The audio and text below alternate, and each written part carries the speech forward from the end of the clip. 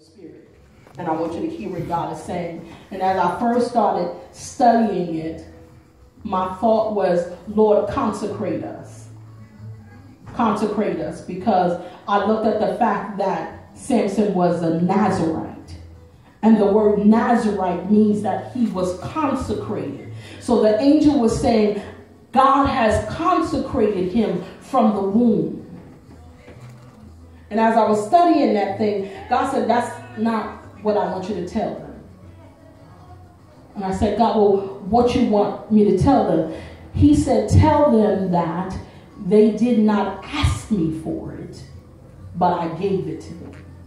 Amen. Then I started to study this thing, and it's funny because when the only other Nazarite that we read about in the Bible was Samuel.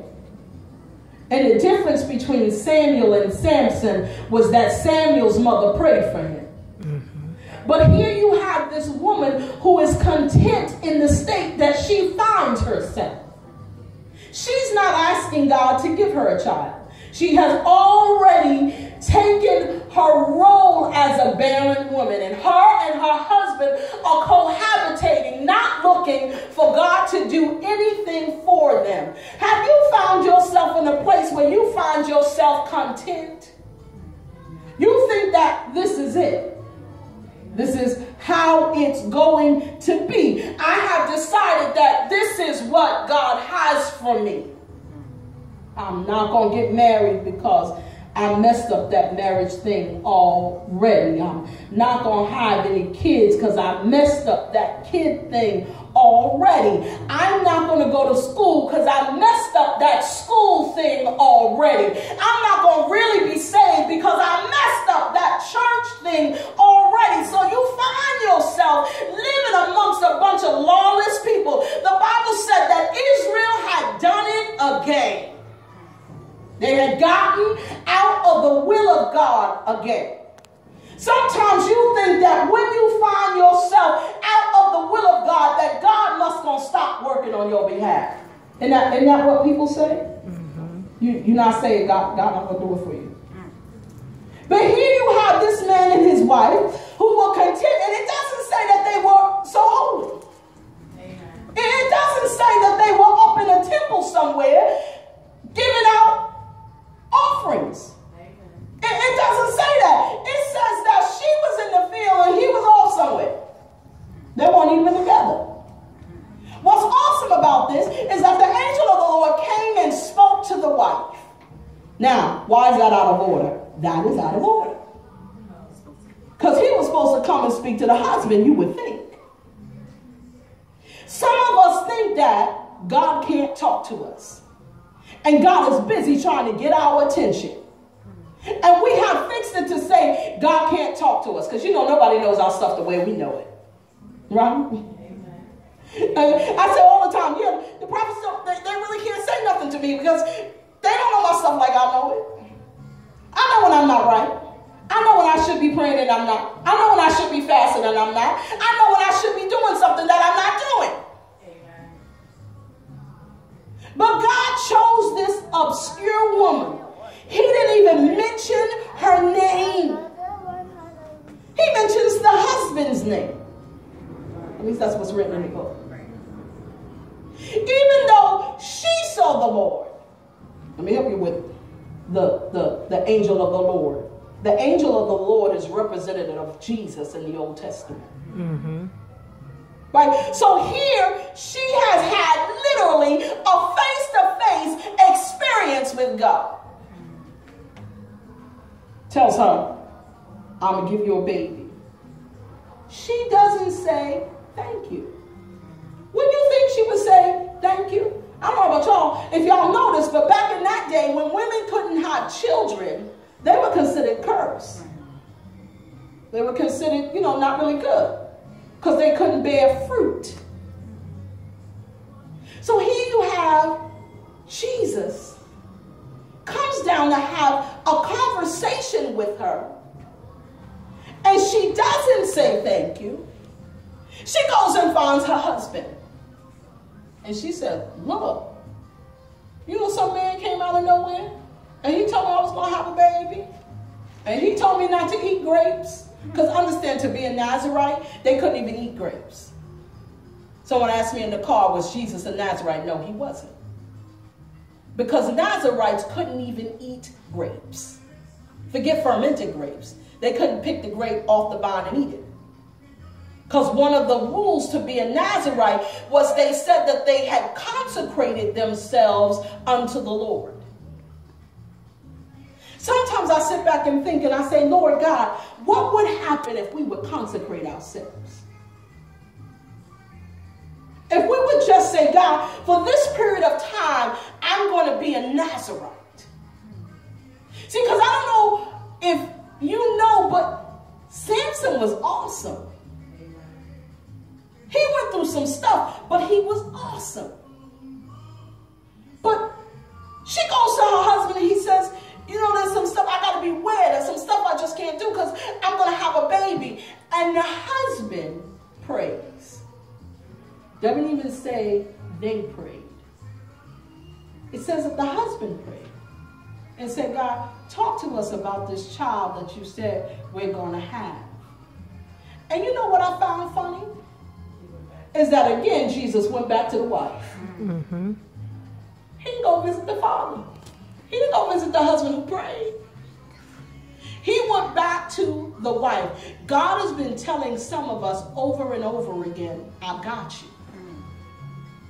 I have you covered under my blood.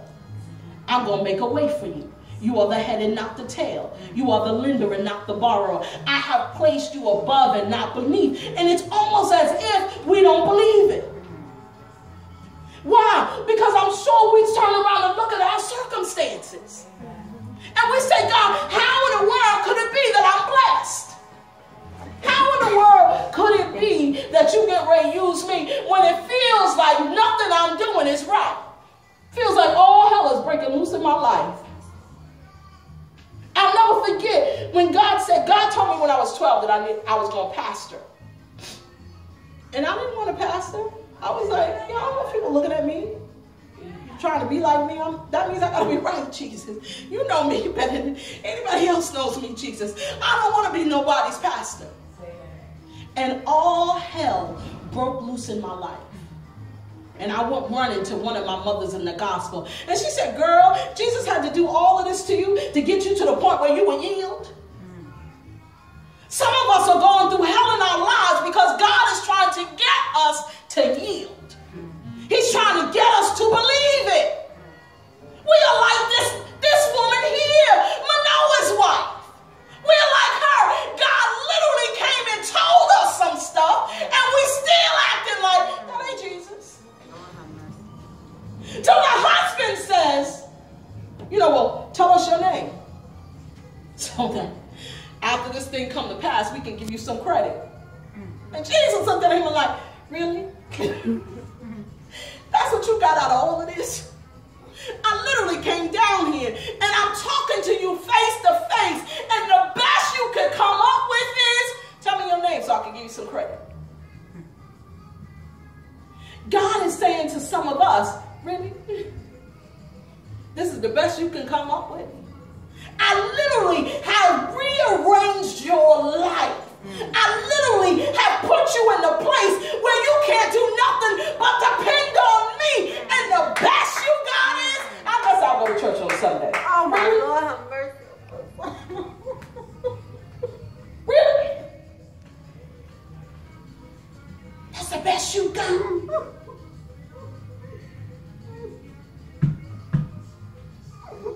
God is saying, I promised you some stuff.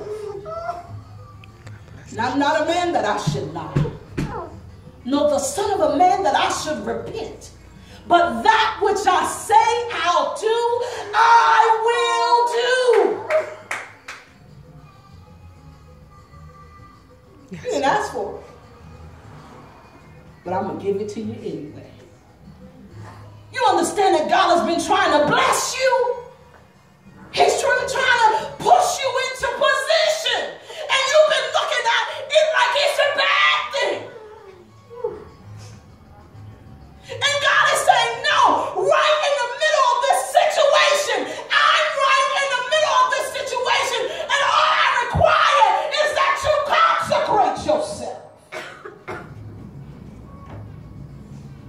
the only requirement. Even after they missed it, the only requirement was consecrate yourself. God is saying to us in this room, consecrate yourself. Separate yourself from the thing that you know is unclean. You know it's not Jesus. You know God is not in it, but you are fighting being consecrated. You're trying to link up and connect with the thing that is not God.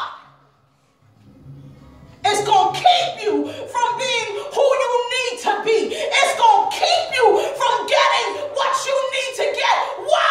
Because the children of Israel needed Samson. Needed Samson. Samson was not a mistake. He was not a happenstance. He was what God ordered. He was what God ordered. You know that you don't understand that literally God starts working on your blessing way before you're thinking about it. Way before you start thinking about it. An angel of the Lord appears unto a virgin. And he says, Mary, you found favor in the eyesight of God. Don't you understand that God was blessing you over 2,000 years ago? That whole message was about you. Mary was about you. Was so that you could be free. So that you could be delivered. So that you could be a woman